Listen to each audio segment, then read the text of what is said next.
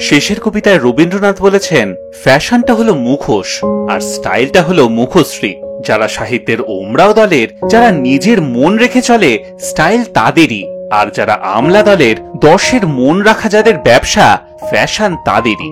পুরনো কলকাতায় এই ফ্যাশন ব্যাপারটার একটা উদাহরণ দিই আপনাদের।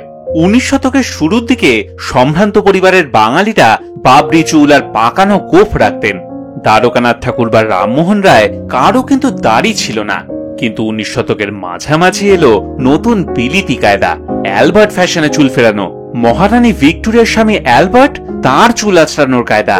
আবার 19 শতকের 70-এর দশকে যুবরাজ অ্যালবার্ট এডওয়ার্ডের কায়দায় সকলে চাপ দাড়ি রাখা শুরু করে। সেই নিয়ে একজন কবি মজা করে ছড়া লিখেছিলেন, চাপ দাড়ি রাখা, চোখে চশমা ঢাকা, ভয়ানক ঢং লেগেছে বাংলাতে, দেশ জুড়ে উঠেছে দাড়ি রাখা ঢেউ, বাড়ি বাড়ি দাড়ি, বাকি নেই কো কেউ।